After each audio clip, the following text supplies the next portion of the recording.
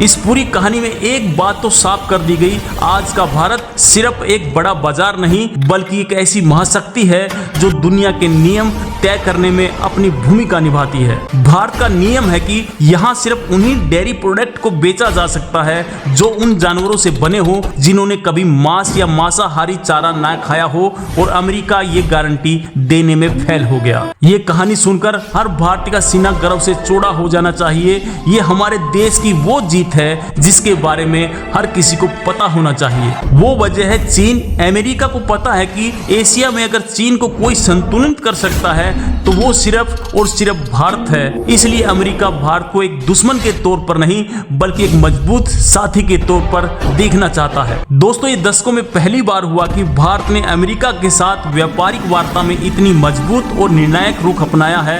ये भारत की विदेश नीति का एक ऐतिहासिक मोड़ है। इस पूरी कहानी में सिर्फ फसलें ही नहीं बल्कि दूध, दही और पनीर भी शामिल थे।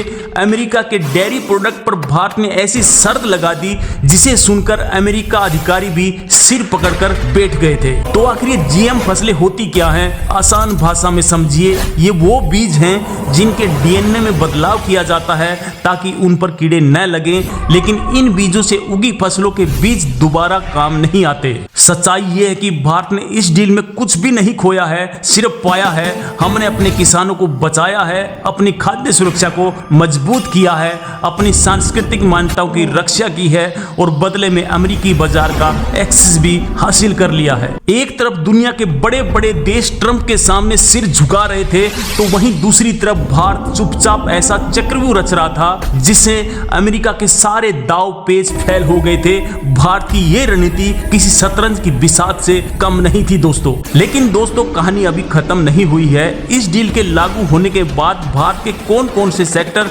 रॉकेट की तरह उड़ान भरेंगे, स्टील, एल्यूमिनियम से लेकर आईटी तक, इसका असर हर जगह देखने को मिलेगा। ये कहानी हर भारतीय को जाननी चाहिए क्योंकि ये दिखाती है कि जब देश हित की बात आती है तो हमारा देश किसी भी महाशक्ति के सामने खड़ा हो सकता है। ये नए भारत का आत्मविश्वास की कहानी है।